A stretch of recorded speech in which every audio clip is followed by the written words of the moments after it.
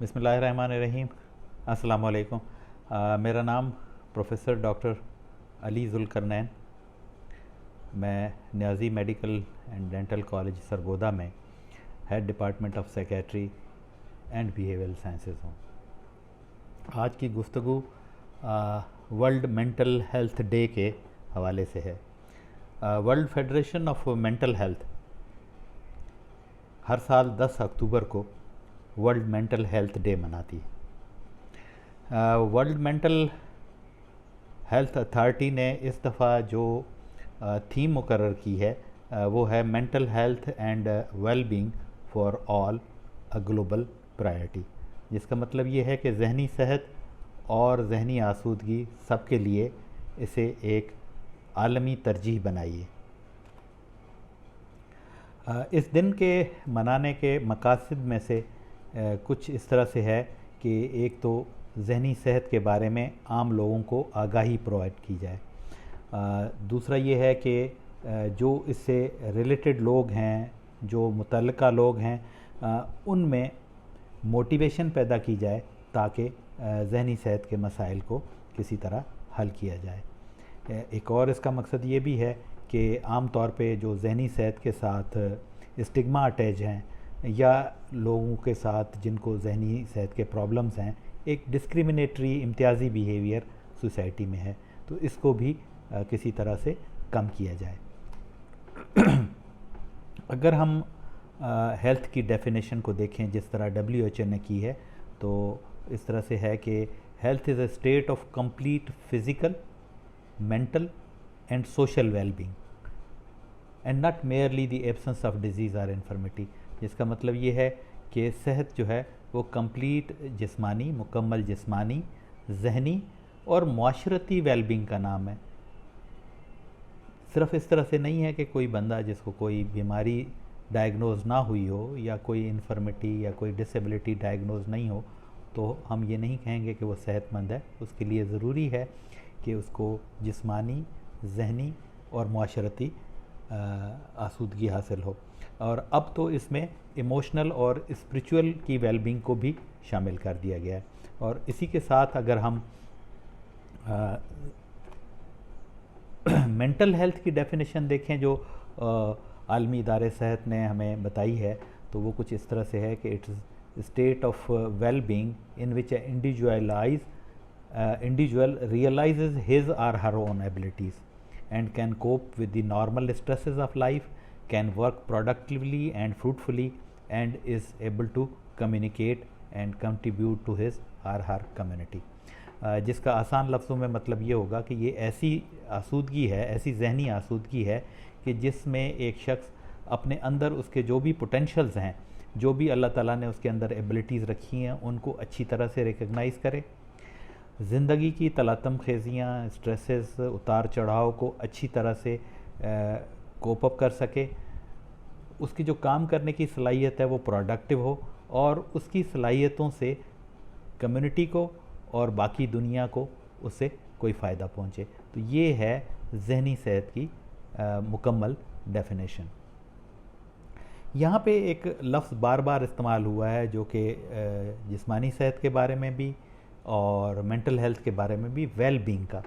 اب well being کا concept سمجھنا بہت ضروری ہے. میں بہت کوشش کروں گا کہ تھوڑے سے وقت میں بہت آسان سے سمجھانے کی کوشش کروں. اگر ویل بینگ کا آپ چھوٹا سا پرسپیکٹیو لیں، بہت ہی سطحی قسم کا پرسپیکٹیو لیں، تو عام طور پہ لوگ یہ سمجھتے ہیں کہ یہ جیسے ہم پین اینڈ پلیئر پرنسپل کرتے ہیں کہ مجھے تکلیف کوئی نہ ہو اور میری زندگی میں خوشیاں ہوں تو یہ ویل بینگ ہے. یہ ایک اس کا بہت ہی چھوٹا پرسپیکٹیو ہے. لیکن اگر بگر پرسپیکٹیو میں دیکھنا چاہیں تو اس میں یہ ہوگا کہ اپنے جو آپ کو پوٹینشلز اللہ تعالیٰ نے دیے ہیں، جو ٹرو پوٹینشلز ہیں، ان کی ریئلائزیشن اور آئیڈینٹیفیکیشن ہو کہ آپ کیا کیا کر سکتے ہیں. اور اس کے بعد جو ایک خاص چیز ہے وہ یہ ہے کہ آپ زندگی کا مقصد اور اس کے معنی سمجھ سکیں، اور زندگی کے لیے کوئی اپنا ایک مقصد متعین کریں کہ جس کے پیچھے چل سکیں. تو پھر آپ state of well being attach کر سکتے ہیں. صرف زندگی میں کوئی تکلیف نہ ہو، کوئی پین نہ ہو اور ہر وقت آپ خوش رہیں اور خوشیاں محسوس کریں، یہ ایک بہت چھوٹا پرسپیکٹیو ہوگا بمقابلے اس کے کہ جہاں آپ کو اپنی لائف کا ٹرو پوٹینشیل پتہ چل جائے اور آپ زندگی کے معنی اور اس کے مقصد کو سمجھ جائیں اور پھر اس کو حاصل کرنے کی کوشش کریں، جس کو بہت سارے لوگوں نے سیلف ایکچولائزیشن کا مقام بھی کہا ہے۔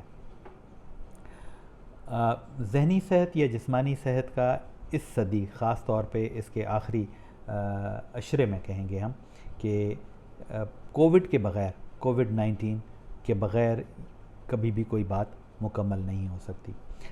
خاص طور پہ اس ایرا میں پچھلے 3-4 سالوں سے جو کووڈ نے تباہیاں مچائی ہیں، اس کے بھی اثرات جس طرح سے باقی جسمانی صحت اور معاشرتی صحت اور باقی چیزوں پہ آئے ہیں، اس طرح سے یہ ذہنی صحت پہ بھی بہت آئے ہیں۔ ہم جس طرح سے بات کر سکتے ہیں کہ کیا کیا امپیکٹس آئے ہیں، اس کے کیا کیا اسٹریسز آئے ہیں، تو سب سے کامن جو اسٹریسز ہمیں نظر آتے ہیں، جیسے کسی اپنے پیارے کا آپ سے بچھڑ جانا۔ اس کووڈ میں ایسی ان ایکسپیکٹڈ اور ایسی ینگ ڈیتھس ہوئی ہیں کہ جنہوں نے لوگوں کو ہلا کے رکھ دیا ہے۔ پھر کچھ لوگ ایسے ہیں جو کووڈ میں سفر تو کیے، کووڈ سے ٹھیک بھی ہو گئے، لیکن اس کی کمپلیکیشنز ابھی بھی ان کے اندر موجود ہیں، اور یقین مانیے یہ کمپلیکیشنز فزیکل بھی ہیں اور یہ کمپلیکیشنز سائیکولوجیکل بھی ہیں جو بڑے عرصے تک ساتھ چلتی رہتی ہیں، اور یہ ایک ڈیکیڈ تک یا اس سے بھی آگے تک آپ کو نظر آتی رہتی ہیں۔ بے روزگاری، بے سر و سامانی ایک اور کووڈ کا امپیکٹ ہے جو ہمیں نظر آیا۔ بچوں میں خاص طور پہ تعلیم و تربیت کے مسائل، یہ بچوں میں بھی آپ نے دیکھا ہوگا کہ پچھلے تقریباً 1-1.5 سال تک بچے جو تھے وہ اسکول بالکل نہیں جا سکے، ان کی روٹین ساری چینج ہو گئیں، انہوں نے گھروں پہ رہنا شروع کر دیا۔ سوشل میڈیا کا، انٹرنیٹ کا استعمال بہت زیادہ انہوں نے سیکھ لیا، اور شاید ان اے وے تھوڑا سا پری میچورلی بھی سیکھ لیا، جس کے پازیٹیو نیگیٹو دونوں امپیکٹس نکلے۔ جسمانی صحت پہ خاص طور پہ بچوں میں کاہلی، موٹاپا، نیند کا بالکل بے ترتیب ہونا، راتوں راتوں جاگنا، دن دن کھیلنا، فزیکل ایکٹیویٹی کوئی نہ ہونا، یہ سارے اثرات ہیں جو بچوں میں آئے ہیں اور بڑے عرصے تک یہ ہم محسوس کرتے رہیں گے۔ کلائمیٹ چینج ہوئی ہیں جو ایک دم سے امیڈیٹلی شاید اس وقت تو ہمیں پتہ نہیں چلا، لیکن اب ہم اس کے اثرات محسوس کر رہے ہیں جو ریسنٹ حالات ہوئے ہیں، جس طرح مختلف سیلاب اور باقی صورتحال ہیں۔ ابو آل ان ساری چیزوں کو ملا کے کہیں تو کووڈ کے بعد بہت سارے لوگوں کے پاس زندگی کا مطلب اور معنی ہی چینج ہو گیا۔ انہوں نے جس طرح سے پہلے مطلب معنی زندگی کے لیے جاتے تھے، اس میں بہت ساری چینجز آ گئی ہیں۔ ایک خاص قسم کا ایک چکر شروع ہو گیا جسے توڑنا بہت ضروری ہے، اور اگر اس کو توڑا نہ جائے تو اس میں بہت سارے مسائل پھر بڑھتے ہی چلے جائیں گے۔ جس طرح سے کووڈ کے متعلق ہم کہہ رہے تھے کہ کووڈ کی وجہ سے لوگوں میں غربت آئی، غربت کی وجہ سے بچوں کی تربیت اس طرح سے اچھی نہیں ہو سکی، بچوں کی تعلیم اس طرح سے اچھی نہیں ہو سکی، لوگ ان ایمپلائی ہو گئے، فرسٹریشن نے جنریشن لیا، لوگ فرسٹریٹ ہو کے وائلنس پہ اتر آئے، اور کچھ لوگوں نے جا کے پھر ڈرگز میں اور نشے میں پناہ لی۔ رسک ٹیکنگ بیہیویئر بہت بڑھ گیا، جب جائز طریقے سے آسانی سے رسک نہ ملا تو لوگوں نے رسک ٹیکنگ بیہیویئر لینا شروع کر دیا، اور ساتھوں ساتھ مینٹل النیسز بڑھیں، جنہوں نے پھر اس چکر کو جاری رکھا، اور پھر وہی غربت اور تعلیم کی کمی اور ان ایمپلائمنٹ، اور یہ جو چکر ہے یہ پھر اس طرح سے چلتا رہا۔ اب WHO کی میں کچھ اسٹیٹس آپ سے شیئر کرتا چلوں کہ جو ایگزسٹنگ مینٹل النیسز پہلے تھیں، ان میں کووڈ کی وجہ سے 25% جو ہے وہ اس میں اضافہ ہو گیا۔ آلریڈی جتنی ایگزسٹنگ النیسز تھیں ہم ان کو بھی کوپ اپ نہیں کر پا رہے تھے، اور وہ جو النیسز تھیں، مینٹل النیسز تھیں، جو ذہنی امراض تھے، وہ 25% اور بڑھ گئے۔ ڈیتھ بائی سوئسائڈ، جو خودکشی کا رجحان ہے، وہ بہت بڑھا ہے اس کے بعد میں۔ ریسورسز پہلے ہی بہت کم تھے، ایون جو ڈیولپڈ کنٹریز جو اپنے آپ کو میڈیکل میں بہت زیادہ آگے سمجھتی ہیں، ان میں بھی جو مینٹل ہیلتھ کے لیے بجٹ ہے وہ 2% سے زیادہ نہیں ایلوکیٹ کرتے وہ بھی، اور ہمارے ہاں تو کیا ہی کہنا ہے کہ کتنا کم ہوگا اور کیا ہوگا۔ اور پھر ابو آل انشورنس پالیسیز یا جو میڈیکل انشورنس ہوتی ہے وہ بھی بہت سارے مینٹل ہلنیسز کو کور نہیں کرتی۔ حالانکہ اگر دیکھا جائے تو بینیفٹ لاس ریشو جو ہے سے اگر ایک شخص جس کو مینٹل النس ہے اس پہ اگر مینٹل النس پہ 1 روپیہ خرچ کیا جائے تو وہ اس کی جگہ پہ آپ کو 5 روپے ارن کر کے دیتا ہے. تو یہ بینیفٹ لاس ریشو جو ہے وہ 5:1 ہے. لیکن وہ ہم 1 روپیہ اس پہ خرچ نہیں کرتے اور اپنے 5 روپے ضائع کرتے ہیں. کانسیکوینسز ڈیفینیٹلی اس کے بہت زیادہ ہیں اور نہ صرف اس شخص کو ہیں بلکہ سوسائٹی اور ملک کو بھی اس کے کانسیکوینسز بھگتنا پڑتے ہیں. چھوٹے سے ہم نے گیپس آئیڈینٹیفائی کیے ہیں, پرابلمز آئیڈینٹیفائی کیے ہیں کہ کہاں کہاں پہ ہیں اور کن کو ہم بہتر کر سکتے ہیں. یہاں پہ ہمارے ہاں جو ریسنٹ اسٹڈیز کنڈکٹ کی گئی ہیں, سرویز کنڈکٹ کیے ہیں, اس کے مطابق 70 سے 85% وہ لوگ جن کو مینٹل النس ہے وہ کسی کوالیفائڈ کیئر گیور کے پاس, ایون MBBS ڈاکٹرز کے پاس یا ہسپتال تک پہنچتے نہیں ہیں. 70 سے 85% لوگ مینٹل ہیلتھ النس والے, ذہنی بیماریوں کے مریض کسی بھی ہاسپٹل تک نہیں پہنچتے.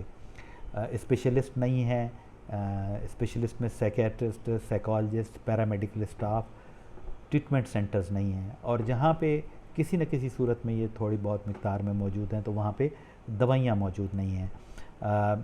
لوگ جو ہیں ان میں مینٹل ہیلتھ ایشوز کے بارے میں پراپر سینسٹیوٹی نہیں ہے. لوگ اس کو ابھی بھی جن سے, بھوت سے یا جادو سے متعلق چیزیں سمجھتے ہیں اور اس طرف زیادہ جاتے ہیں. انفارچونیٹلی اس قسم کے کچھ خیالات ڈاکٹرز میں بھی پائے جاتے ہیں. ایون ڈاکٹرز کی بھی سینسٹیوٹی مینٹل ہیلتھ النیسز کے بارے میں پراپر نہیں ہے. پالیسیز کوئی نہیں ہیں. جب پالیسیز نہیں ہیں تو پھر آپ پلانز بھی نہیں بنا سکتے اور اس کے متعلق کوئی قانون سازی بھی نہیں ہوئی ہے. ساری چیزیں یہ جتنی بھی ہم نے عرض کی اب ساری مل کے اس کے متعلق جو اسٹگما ہے اور جو امتیازی سلوک ہے اس کو جنم دیتی ہیں, جس کے ہم آج بھی شکار ہیں. کر کیا سکتے ہیں ہم ان حالات میں؟ جو تھوڑے بہت اقدام ہم اپنے لیول پہ کر سکتے ہیں اس میں آپ پبلک اویئرنیس کر سکتے ہیں. یہ وہ دن ہے خاص طور پہ ورلڈ مینٹل ہیلتھ ڈے جس پہ ہم پبلک اویئرنیس کے لیے سیمینار, سمپوزیا, واکس ارینج کرتے ہیں.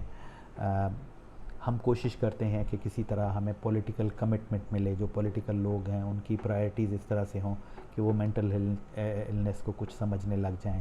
اور جو اس کا سب سے آسان ترین طریقہ ہو سکتا ہے وہ یہ ہے کہ مینٹل ہیلتھ النس کو آپ پرائمری ہیلتھ کیئر کے ساتھ انٹیگریٹ کر دیں. کہ جو doctors primary health care givers ہیں, جو چھوٹے چھوٹے سینٹرز پہ ہیں, جو MBBS ڈاکٹرز ہیں, جو چھوٹے سینٹرز پہ بیٹھتے ہیں, ان لوگوں کو مینٹل ہیلتھ ایشوز کی ٹریننگ دی جائے. جو بہت کامن بیماریاں ہیں ان کی علاج کرنے کی جو ہے وہ کیپیسٹی ان میں پیدا کی جائے. سو ایٹ دی اینڈ میں یہ کہوں گا کہ mental health is everyone's business. یہ کسی ایک کا کام نہیں ہے. یہ ڈاکٹرز کا, یہ پیرامیڈکس کا, یہ سوشل ورکرز کا, یہ NGOز کا کام نہیں ہے. یہ ہر ایک گورنمنٹ کے ہر لیول پہ مذہبی جماعتیں ہیں, سوشل جماعتیں ہیں, ڈاکٹرز ہیں, پوری کمیونٹی کو ایز سچ اس میں حصہ لینا پڑے گا. ایک عام آدمی کو اس میں حصہ لینا پڑے گا تاکہ اس کا کوئی مناسب تدارک ہو سکے. آپ کی توجہ کا بہت شکریہ.